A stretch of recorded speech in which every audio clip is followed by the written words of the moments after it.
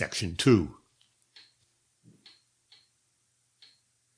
Aristide Saccard went up to the ladies, bowed, and did the modest, but his grimacing features betrayed a great delight, and out of the corner of his eye he watched the two contractors, the two masons who'd made their fortunes, who were standing a few paces off, listening with visible respect to the mention of such sums as 15,000 and 50,000 francs.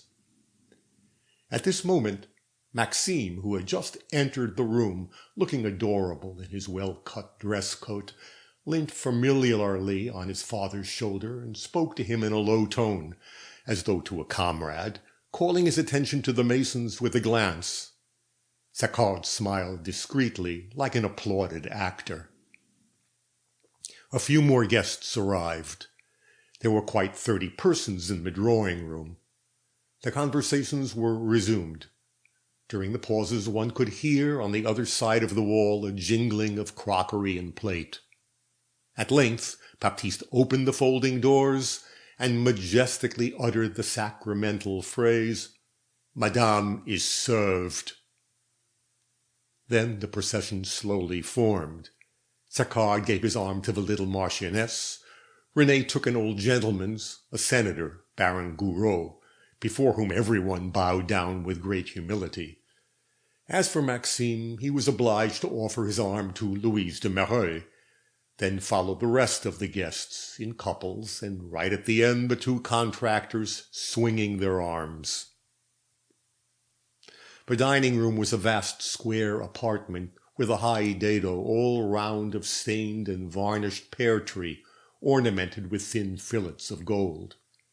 The 4 large panels had probably been intended to be filled with paintings of inanimate objects, but they had remained empty, the owner of the mansion having no doubt hesitated before a purely artistical outlay.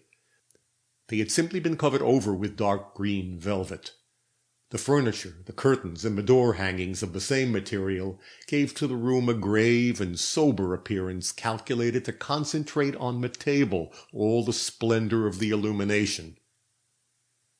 And indeed, at this hour, in the center of the vast sombre Turkey carpet which deadened the sound of the footsteps, beneath the glaring light of a chandelier, the table surrounded by chairs, the black backs of which, relieved by fillets of gold, framed it with a dark line, appeared like an altar, like some illuminated chapel, as the bright scintillations of the crystal glass and the silver plate sparkled on the dazzling whiteness of the cloth. In the floating shadow beyond the carved chairbacks, one could just catch a glimpse of the wainscoting, of a large low sideboard, and of portions of velvet hangings trailing about. One's eyes forcibly returned to the table and became filled with all this splendor. An admirable unpolished silver épergne, glittering with chased work, occupied the center. It represented a troop of fauns bearing away some nymphs, and issuing from an immense cornucopia above the group, an enormous bouquet of natural flowers hung down in clusters. At either end of the table were some vases also containing bunches of flowers, 2 candelabra matching the center group, and each consisting of a satyr in full flight, bearing on one arm a swooning woman, whilst with the other he grasped a 10-branched candelabrum, added the bright light of their candles to the radiance of the central chandelier. Between these principal objects, the hot dishes, both large and small, bearing the first course, were symmetrically arranged in lines, flanked by shelves filled with the hors d'oeuvre, and separated by china bowls, crystal vases, flat plates, and tall comports, containing all the dessert placed upon the table. Along the line of plates, the army of glasses, the water bottles, the decanters, the tiny salt cellars, in fact, the whole of the glass, was as thin and slender as muslin, uncut and so transparent that it did not cast the least shadow. And the épergne and the other large ornaments looked like fountains of fire. The polished sides of the dishes sparkled. The forks, the spoons, and the knives with mother-of-pearl handles were so many bars of flame. Rainbows illuminated the glasses, and in the midst of this shower of sparks, of this incandescent mass, The decanters of wine cast a ruby glow over the cloth, which seemed heated to a white heat. On entering, an expression of discreet beatitude overspread the countenances of the gentlemen, who were smiling to the ladies on their arms.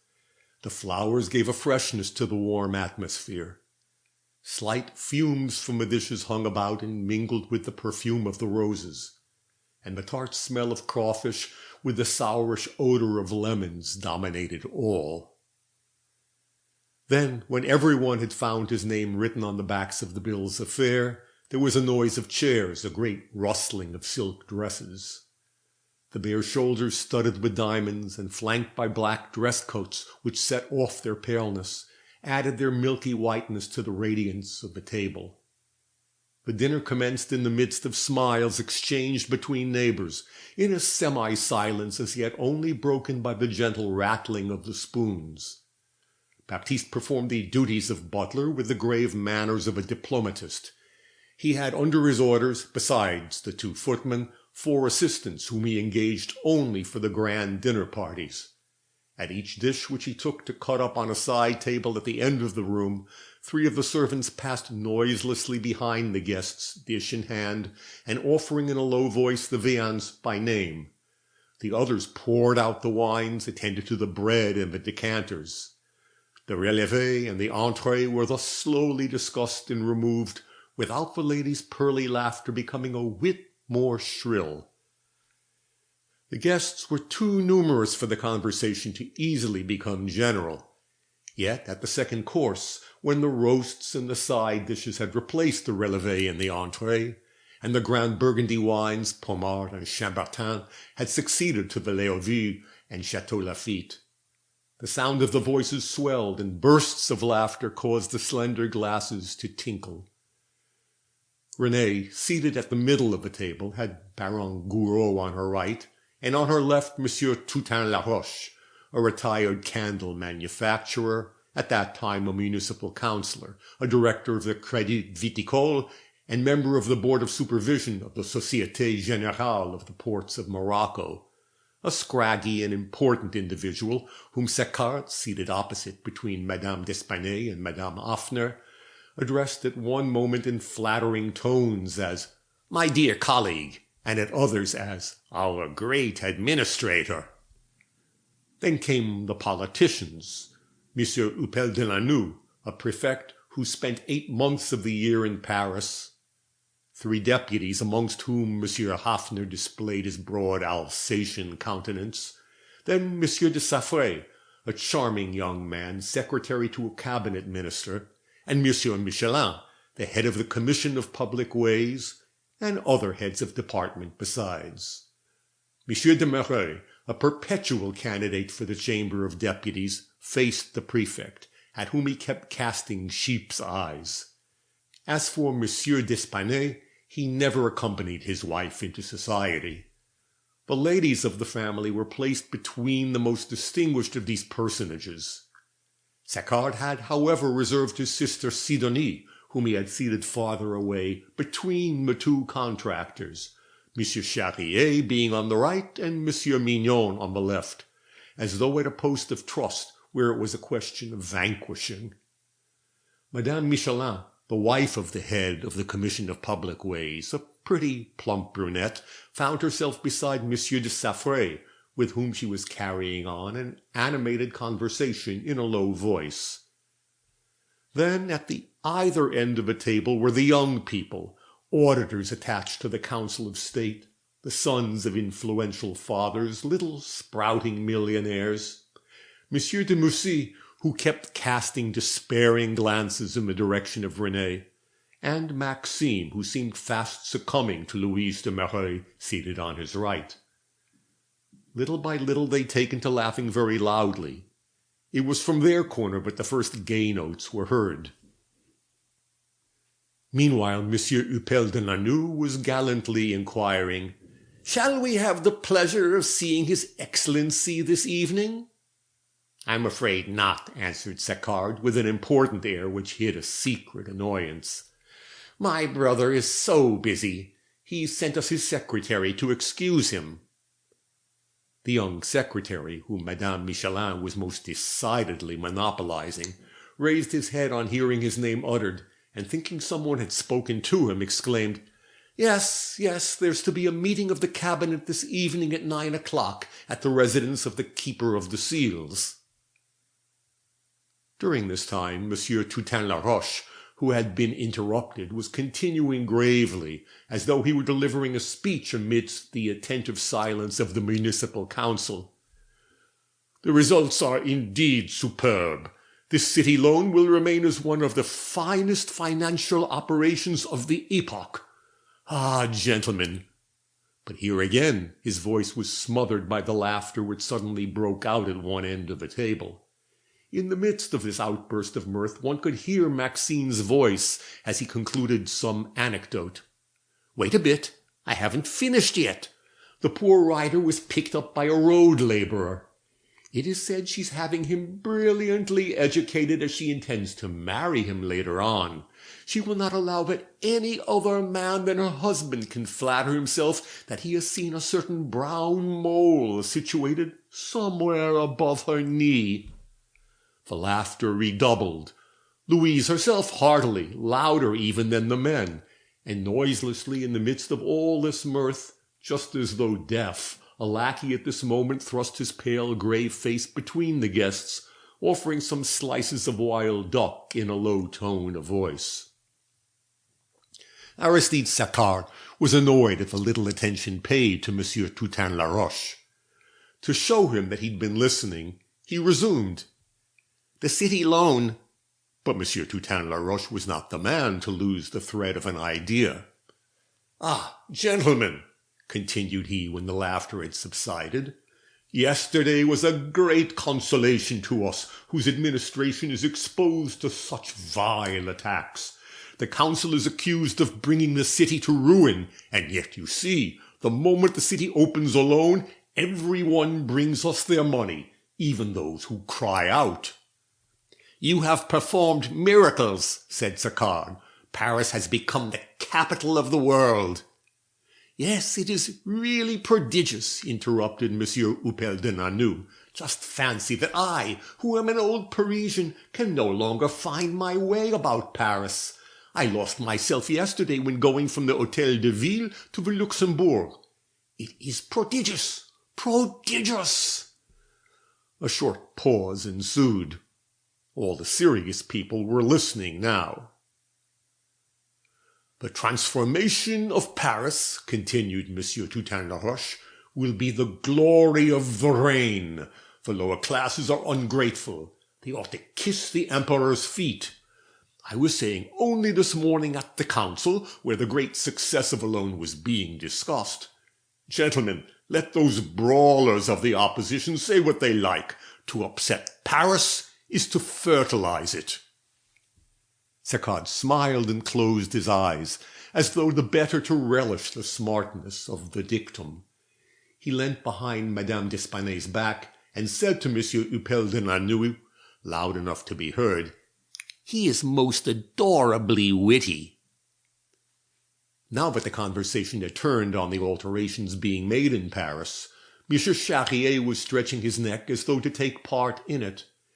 His partner Mignon was fully occupied with Madame Sidonie, who was giving him plenty to do. Ever since the beginning of the dinner, Saccard had been watching the two contractors from out of the corner of his eye. "The administration," said he, "has met with so much devotion. Everyone has wished to contribute to the great work. Without the rich companies which came to its assistance, the city would never have done so well nor so quickly." He turned round and added with a sort of brutal flattery, "Monsieur Mignon and Charrier know something of this, they who have had their share of labor and who will have their share of glory." The two masons who'd made their fortune received this compliment beatifically, full in the chest. Mignon, to whom Madame Sidonie was saying in a lackadaisical manner, "Ah, sir, you flatter me. No, I'm too old to wear pink," interrupted her in the middle of her sentence to reply to Saccard, "You are too kind. We merely did our business." But Charrier was more polished. He finished his glass of pomard and found means to make an observation. "The works about Paris," said he, "have enabled the workman to live." "Say also," resumed Monsieur Toutaine-Laroche, "that they've given a magnificent spur to all financial and industrial undertakings." "And don't forget the artistic side of the question. The new thoroughfares are majestic," added Monsieur Hupel de Nanu, who flattered himself on his good taste. Yes, it is a fine piece of work," murmured Monsieur de Mereux, for the sake of saying something. "As for the cost," gravely declared the deputy Hafner, who only opened his mouth on grand occasions, "our children will pay it, and that is only justice." And as, when saying that, he looked at Monsieur de Saffray, who had not seemed to be getting on so well with the pretty Madame Michelin for the last few minutes, the young secretary, wishing to appear thoroughly acquainted with what was being said, repeated, "That is indeed only justice." Everyone had had his say in the group formed by the serious men at the middle of the table. Monsieur Michelin, the head of department, smiled and wagged his head. It was his usual way of joining in a conversation. He had smiles for greeting, for answering, for approving, for thanking, for wishing good-bye. Quite a pretty collection of smiles which enabled him to dispense almost entirely with the use of his tongue, an arrangement he no doubt considered far more polite and more favourable to his own advancement. Another personage also had remained silent. That was Baron Gouraud, who was slowly chewing like a drowsy ox. Up till then he had appeared absorbed in the contemplation of his plate. Renée, full of little attentions towards him, only obtained faint grunts of satisfaction. Therefore, every one was surprised to see him raise his head and to hear him observe, as he wiped his greasy lips, "I am a landlord, and when I do up and redecorate any apartments, I raise the rent." Monsieur Hafner's remark, "Our children will pay," had succeeded in awakening the senator. They all discreetly applauded, and Monsieur de Saffray exclaimed, "Ah, charming, charming! I shall send that tomorrow to the newspapers." "You are quite right, gentlemen. We live in good times," said the worthy Mignon, by way of conclusion amidst the smiles and the praise which the Baron's observation had called forth. "I know more than one who have nicely built up their fortunes. Everything is lovely, you see, when it enables one to make money." These last words quite froze the grave men. The conversation stopped short, and each one seemed to avoid looking at his neighbor. The mason's remark unfortunately might have been applied to all these gentlemen. Michelin, who was just then looking at Saccard in a most agreeable manner, suddenly ceased smiling, greatly afraid of having appeared for a moment to apply the contractor's words to the master of the house. The latter glanced at Madame Sidonie, who once more monopolized Mignon, saying, "So you're fond of pink, sir?" Then Saccard paid Madame d'Espinay a long compliment. His dark, mean-looking face almost touched the milky shoulders of the young woman as she leant back in her chair and laughed. They had now arrived at the dessert. The lackeys turned more quickly round the table. There was a slight pause whilst the cloth was being covered with the rest of the fruit and the sweetmeats. At Maxime's end the laughter was becoming more silvery. One could hear Louise's shrill voice saying, "I assure you that Sylvia wore a blue satin dress in her part of Dindonette." And another childish voice added, "Yes, but the dress was trimmed with white lace." The air was laden with the warm fumes from the dishes. The faces of the guests had assumed a rosier hue, and seemed softened by an internal beatitude. Two lackeys made the round of the table, filling the glasses with Alecant and Tokay. Ever since the commencement of the dinner, Renée had seemed absent-minded. She fulfilled her duties as mistress of the house with a mechanical sort of smile. At each burst of mirth which came from the end of a table where Maxime and Louise were sitting side by side, joking like two comrades, she cast the glistening glance in their direction. She felt dreadfully bored. The serious men were too much for her. Madame d'Espinay and Madame Hoffner looked at her in despair.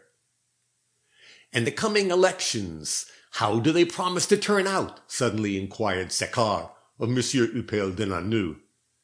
"Very well indeed," replied the latter, smiling. "Only as yet no candidates have been decided upon for my department. The minister is hesitating, it appears." Monsieur de Marais, who had thanked Saccard with a glance for having introduced the subject, looked as though he was sitting on red-hot cinders. He blushed slightly and made a few awkward bows when the prefect, addressing him, continued, "I've heard a great deal about you in the country, sir. Your vast estates have won you a great many friends there, and it's known how devoted you are to the emperor. You have every chance in your favor. Papa, is it not true that little Sylvia sold cigarettes at Marseilles in 1849? cried Maxime at this moment from his end of the table. And as Aristide Saccard pretended not to hear, the young man continued in a lower tone of voice. "My father knew her very intimately." A few smothered laughs greeted this statement. Whilst Monsieur de Marais was still bowing, Monsieur Hoffner had sententiously resumed, "Devotion to the emperor is the only virtue, the only patriotism in these days of interested democracy. Whosoever loves the emperor loves France. We would see Monsieur de Marais become our colleague with most sincere joy." "You will succeed, sir," said Monsieur Toutain Laroche in his turn. "All the great fortunes should gather round the throne." Renée could stand it no longer. Opposite to her, the Marchioness was stifling a yawn, and as Saccard was again about to join in, his wife said to him with a delightful smile, "For goodness' sake, my dear, take compassion upon us. Do try and forget your horrid politics." Then Monsieur Upel de Nanu, gallant as a prefect should be, protested, saying that the ladies were right, and he forthwith commenced the story of a rather smutty affair which had occurred in the chief town of his department.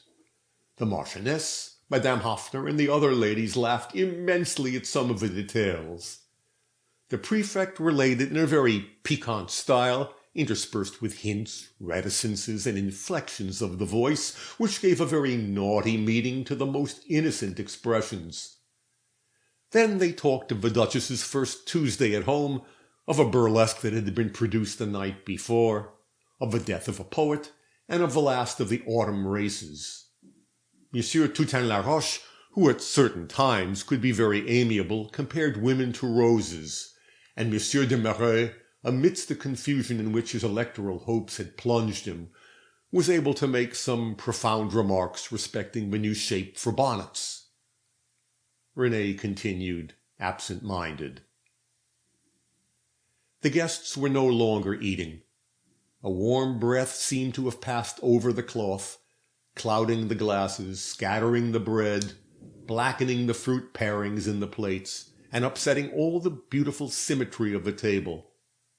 The flowers were fading in the great chased silver cornucopia, and the guests lingered there a moment in presence of the remnants of the dessert, full of contentment, and lacking the courage to rise from their seats.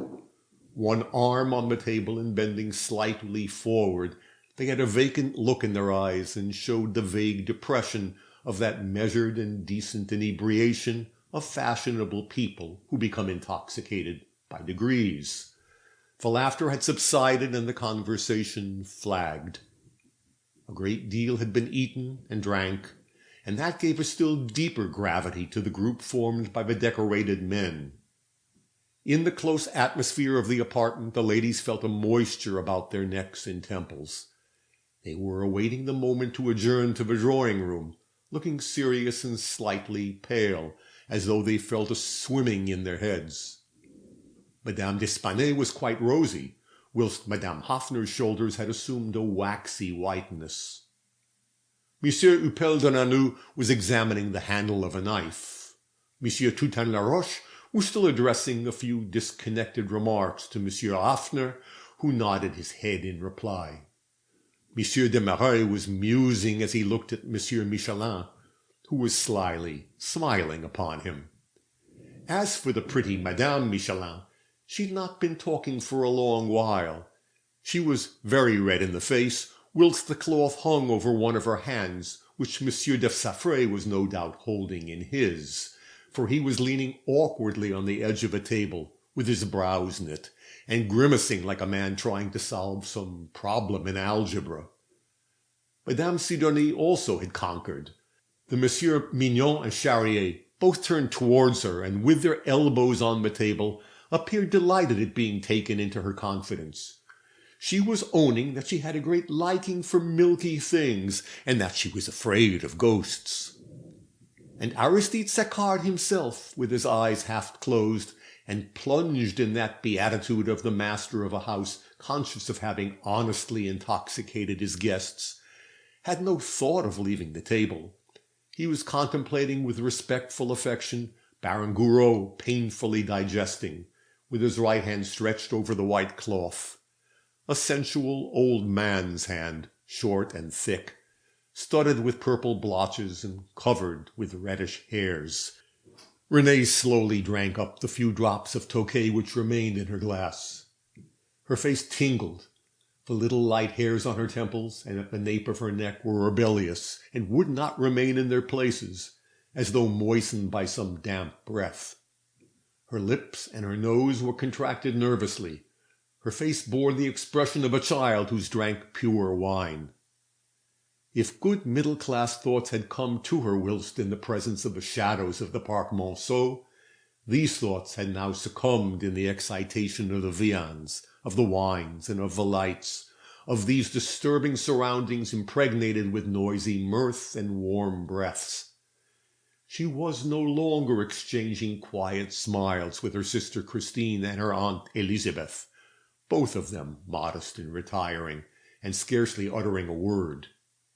With a harsh look she'd forced poor Monsieur de Mussy to lower his eyes. In her apparent absent-mindedness, though, she was careful to avoid turning round, and remained leaning against the back of her chair, whilst the satin of her dress-body gently crackled. She allowed an almost imperceptible shudder of the shoulders to escape her each time a burst of laughter reached her from the corner where Maxime and Louise were joking, still as loudly as ever, in the expiring buzz of the conversations. And behind her, just on the edge of the shadow, his tall person dominating the satiated guests and the disordered table, stood Baptiste, looking pale and grave, in the disdainful attitude of a lackey who has feasted his masters. He alone, in the atmosphere heavy with drunkenness, beneath the vivid light, now turning to a yellowish hue, of the chandelier, remained faultless with his silver chain around his neck, his cold eyes in which the sight of the women's bare shoulders did not even kindle a spark, and his air of a eunuch waiting on some Parisians in the time of their decline and maintaining his dignity. At length Renée rose with a nervous movement. Everyone followed her example. They adjourned to the drawing-room, where coffee awaited them. The principal drawing-room of the mansion was a vast oblong apartment, a sort of gallery going from one of the wings to the other, and occupying the whole of the façade on the garden side. A large French window opened onto the steps. This gallery was resplendent with gilding. The ceiling, which was slightly arched, was covered with fanciful scrolls winding about enormous gilded medallions which glittered like shields. Arabesques and dazzling garlands formed the border. Fillets of gold, like jets of molten metal, were scattered about the walls, framing the panels hung with red silk. Clusters of roses crowned with tufts of full-blown blossoms trailed down the sides of the mirrors. An Aubusson carpet displayed its purple flowers over the flooring.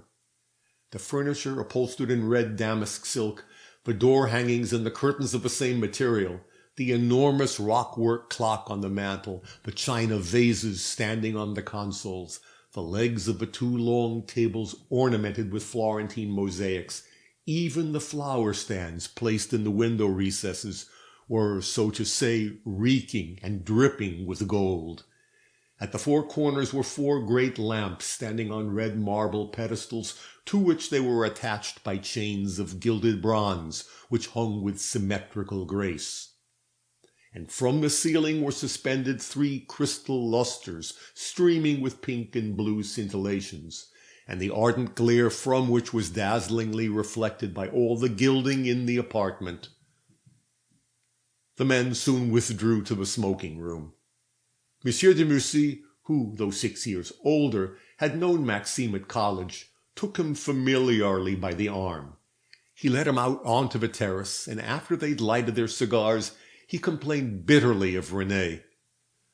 "But tell me, whatever is the matter with her? When I saw her yesterday, she was most charming, and now today she treats me as though all were over between us. What crime can I have been guilty of? It would be so kind of you, my dear Maxime, to ask her and to tell her how she makes me suffer." "Not if I know it," replied Maxime, laughing. "Renée's nerves are upset. I've no wish to receive the brunt of her ill-humor. Settle your differences between yourselves." And after slowly puffing out the smoke of his Havana, he added, "It's a pretty part you want me to play." But Monsieur de Mussy talked of his great friendship, and assured the young man he was only awaiting an opportunity to show him how devoted he was to him. He was very miserable. He loved Renée so. "Very well, it's agreed," said Maxime at length. "I will speak to her, but you know I can promise nothing. She's pretty sure to send me about my business." They re-entered the smoking-room and stretched themselves out in two capacious easy-chairs. And during a good half-hour, Monsieur de Mussy related all his tribulations to Maxime. He told him for the 10th time how it was he'd fallen in love with the young man's stepmother, and how she'd been gracious enough to notice him. And whilst finishing his cigar, Maxime gave him some advice, explaining Renée's nature to him and showing him how he should set to work to overcome her. Saccard having taken a seat a few steps away from the young men, Monsieur de Mussy lapsed into silence, and Maxime said in conclusion, "Were I in your place, I would treat her very cavalierly. She likes it." The smoking-room occupied at one end of the principal drawing-room, one of the round apartments formed by the towers. It was fitted up in a style both very rich and very sober. Papered with a material imitating Cordovan leather, it had Algerian curtains and door hangings, and a Wilton carpet of Persian design. The furniture was upholstered with shagreen leather the color of wood, and comprised settees, easy-chairs, and a circular divan which went nearly all round the room. The little chandelier, the ornaments of the table and of the fireplace, were of pale green Florentine bronze. There had only remained with the ladies a few young fellows, and some pale and flabby-faced old men, who held tobacco in horror. In the smoking-room there was a great deal of laughing going on, and some very broad jokes were being bandied about.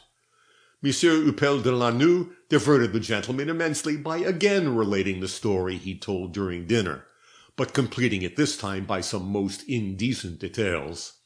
He had a specialty for this sort of thing. He always had two versions of an anecdote, one for ladies, the other for men. Then Aristide Saccard entered, and was at once surrounded and complimented, and as he pretended not to understand what it was all about, Monsieur de Saffray told him, in a greatly applauded speech, that he had deserved well of his country for having prevented the beautiful Laure d'Origny from going over to the English. "No, really, gentlemen, you're mistaken," stammered Saccard with false modesty. "Oh, don't try to excuse yourself," cried Maxime chaffingly. "It's very meritorious at your age." The young man, who had just thrown away the stump of his cigar, returned to the drawing-room. A great number of visitors had arrived. The gallery was full of men in evening dress, standing up and conversing in low tones, and of ladies in ample skirts which they spread out on the couches. Some lackeys were taking round some silver salvers bearing ices and glasses of punch. Maxime, who wished to speak to Renée, passed right through the drawing-room, knowing very well where to find the lady's favourite spot. At the opposite end to the smoking-room was another round apartment, adorably fitted up as a boudoir. Its curtains and hangings of satin, the colour of buttercups, gave it a voluptuous charm, of quite an original and exquisite taste. The lights of the chandelier, which was of a very delicate workmanship, appeared quite pale amidst all this sun-like splendour. The effect resembled a flood of the subdued lights from a sunset on a field of ripe corn. The light expired at one's feet on an Aubusson carpet strewn with dead leaves. An ebony piano inlaid with ivory, two little cabinets, the glass doors of which displayed a host of knick-knacks, a Louis XVI table, and a flower-stand holding an enormous sheaf of flowers sufficed to furnish the room. The small couches, the easy-chairs, and the settees were covered with padded buttercup satin, divided at intervals with broad black bands of the same material, embroidered with gay coloured tulips. And there were also low seats, lounge chairs, and every variety of stool, both elegant and fantastical. Not a glimpse of the woodwork of these articles was visible. The satin and the padding covered all. The backs were so curved as to be as comfortable as bolsters. They were like so many discreet beds on which one could sleep and love amidst the down, to the accompaniment of a sensual symphony of the pale yellow light. Renée had an especial liking for this little room, one of the French windows of which opened into the magnificent conservatory fixed to the side of the mansion. During the daytime she spent most of her leisure hours there. Instead of softening her light hair, the yellow hangings gave it a strangely golden hue. Her head stood out all pink and white in the midst of a dawn-like glimmer, like that of a fair Diana awakening at the break of day. And this was no doubt why she loved this little room, which gave a heavenly setting to her beauty. At this hour she was there with her intimate friends. Her sister and her aunt had just departed. There were none but madcaps in the sanctum. Leaning back in the depths of a sofa, Renée was listening to the secrets of her friend Adeline, who was whispering in her ear with feline playfulness and sudden bursts of laughter. Suzanne Hoffner was in great request. She was holding her own against a group of young men who were pressing her closely, without losing any of her German languor, her provoking effrontery, as bare and cold as her shoulders. In a corner, Madame Sidonie was enlightening in a low voice a young woman with the eyes of aversion. Farther off, Louise was standing talking with a big timid fellow who blushed violently, whilst Baron Gouraud was dozing in an easy-chair full in the light, displaying his flabby flesh, his pale elephantine form, in the midst of the frail graces and the silky daintiness of the ladies. And all about the room, on the stiff satin skirts shining like china, on the milky white shoulders studded with diamonds, a light of fairyland fell in a golden dust. A soft voice, a laugh no louder than the cooing of a dove, had as limpid a ring as crystal. It was very warm in there. Fans were moving slowly to and fro like wings, disseminating at each breath in the sultry atmosphere the musked perfumes of the bodices. When Maxime appeared in the doorway, Renée, who was listening to the Marchioness in an absent-minded way, rose up hastily, pretending to have to play her part as mistress of the house. She passed into the principal drawing-room, where the young man followed her. After smilingly taking a few steps there and shaking hands with different people, she drew Maxime aside. "Well," whispered she ironically, "the task seems an easy one. You don't appear to find courting as stupid as you imagined."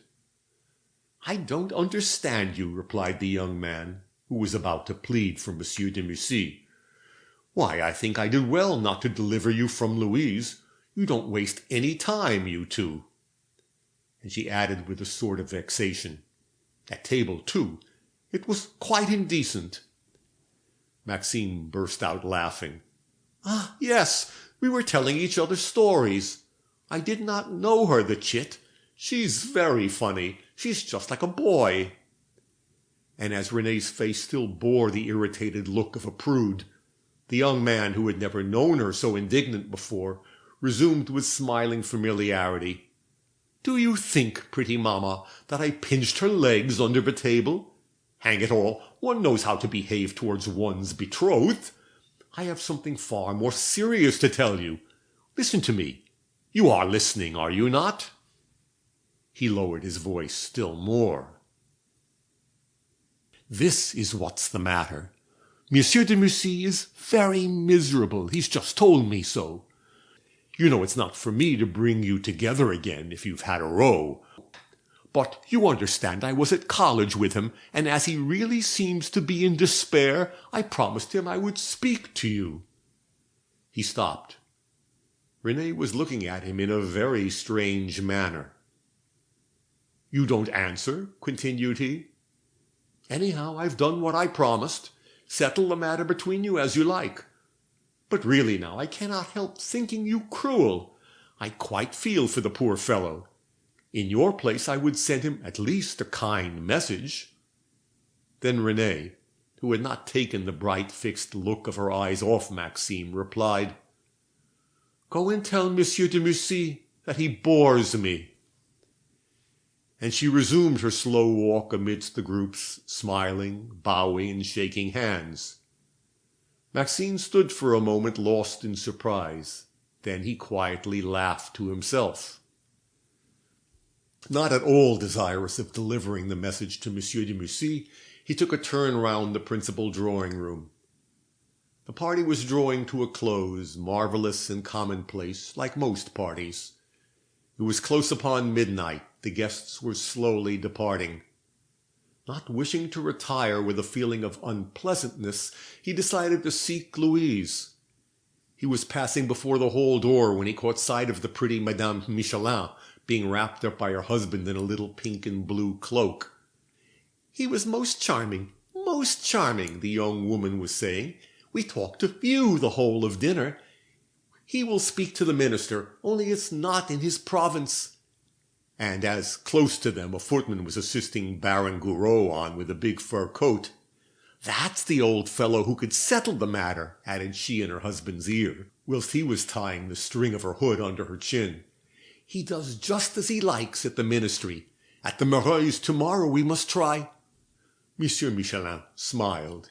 He took his wife off with the greatest care, as though he had on his arm a most fragile and precious object. After assuring himself by a glance that Louise was not in the hall, Maxime went straight to the little drawing-room. She was still there, almost alone, and awaiting her father, who had probably spent the evening in the smoking-room with the politicians. The Marchioness and Madame Hoffner had taken their departure. There only remained Madame Sidonie, telling the wives of some functionaries how much she loved animals. "Ah, here's my little husband," exclaimed Louise. "Come and sit down, and tell me in what chair my father can have fallen asleep. He must already be fancying himself in the chamber."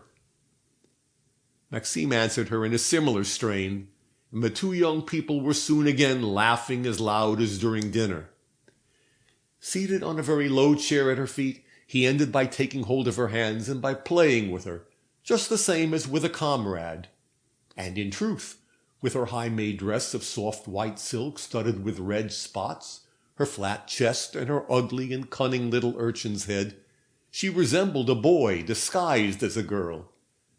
But at times her puny arms, her crooked form assumed negligent postures, and gleams of passion would appear in the depths of her eyes, still full of childishness, without her blushing the least in the world at Maxime's playfulness.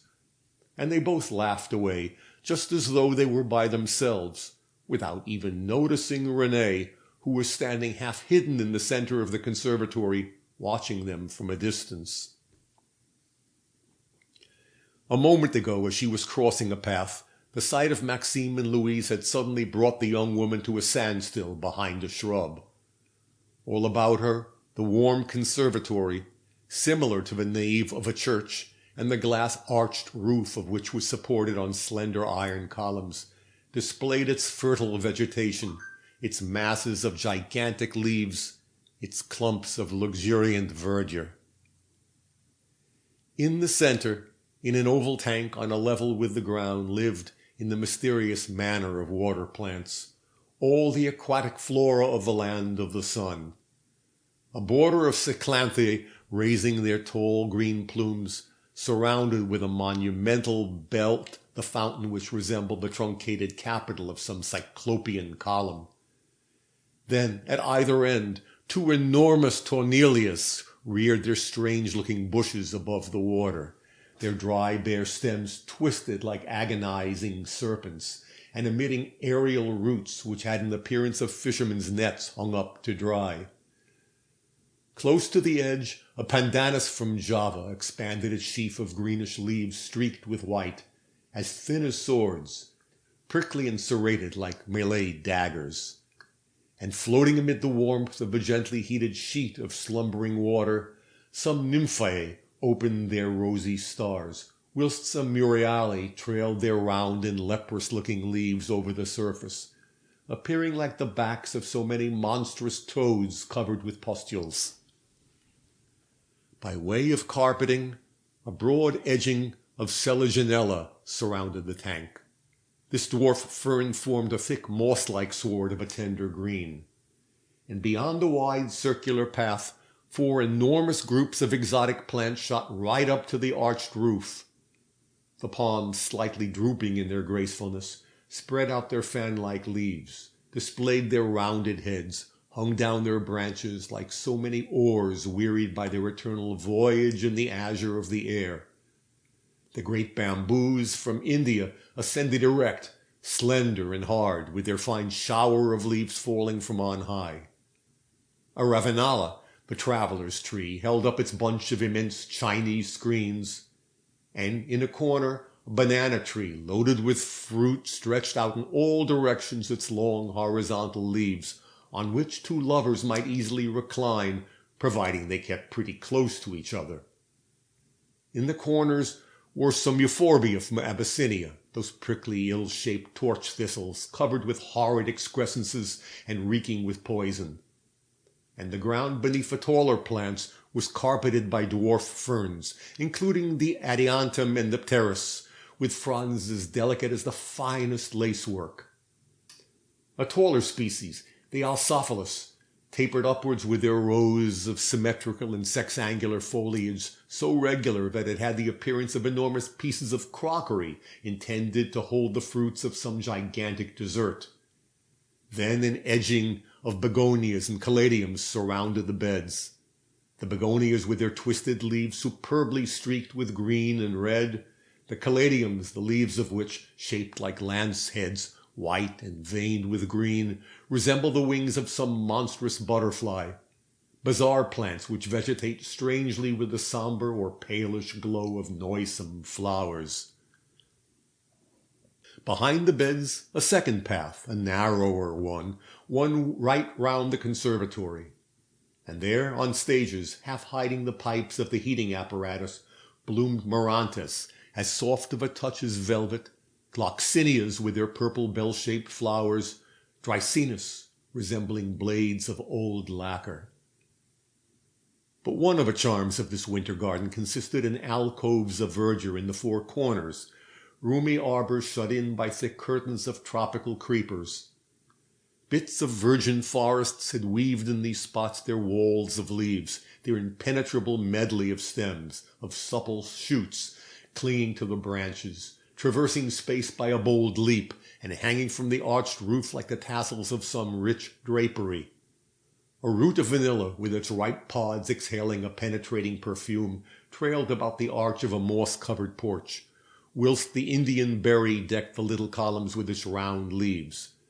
Bauhinias, with their red bunches, and the quisqualis, The flowers of which hung like necklets of glass beads glided, twined, and entangled themselves like slender snakes, endlessly playing and stretching amidst the depths of the foliage. And beneath the arches, placed here and there between the beds and held by wire chains, hung baskets filled with orchids, those bizarre plants of the air which spread in all directions their stunted and knotted shoots bent and twisted like crippled limbs. There were ladies' slippers, the flowers of which resemble a marvelous shoe adorned on the heel with the wings of a dragonfly, Arides with their delicate perfume, and Stanhopeus, the pale streaked flowers of which, like the bitter mouth of some convalescent, exhaled to a distance a strong and acrid breath.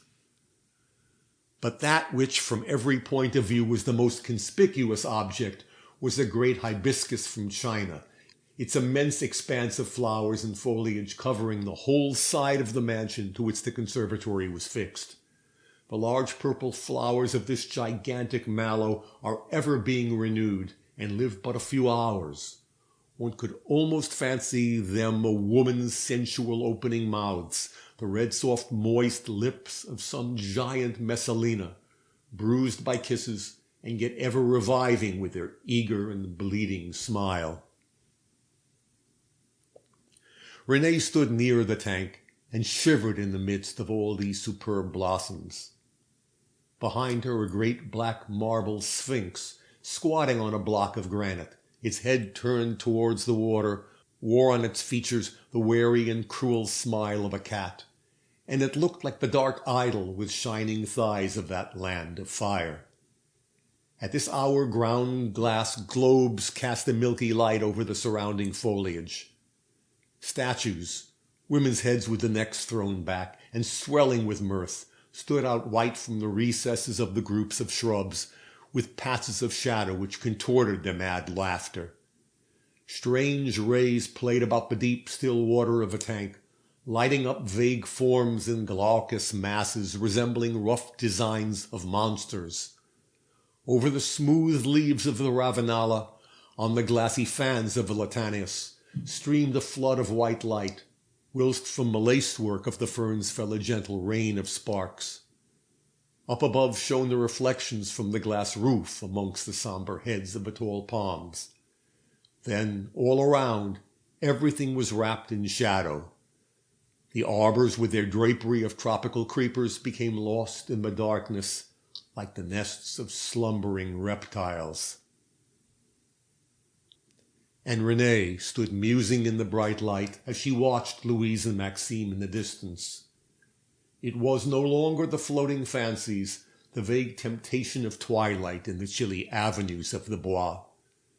Her thoughts were no longer lulled and sent to sleep by the trot of her horses along the fashionable walks and the glades in which middle-class families picnic on a Sunday.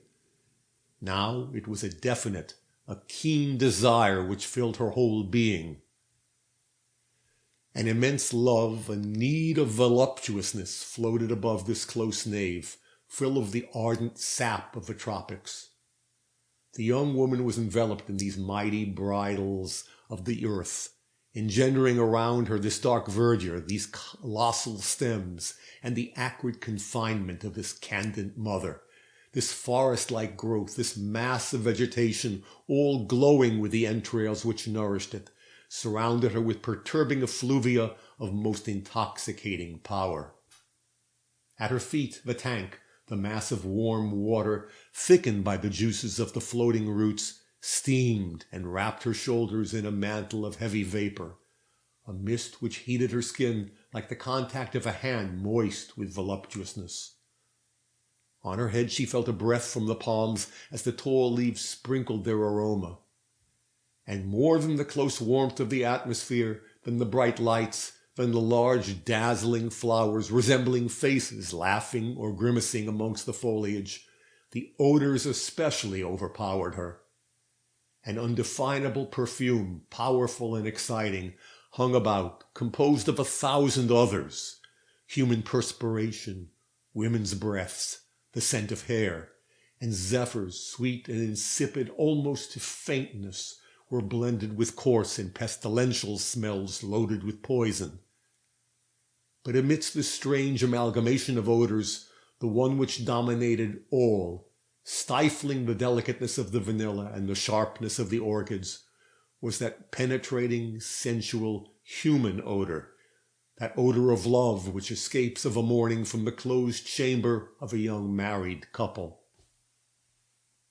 Renée had slowly leant against the granite pedestal.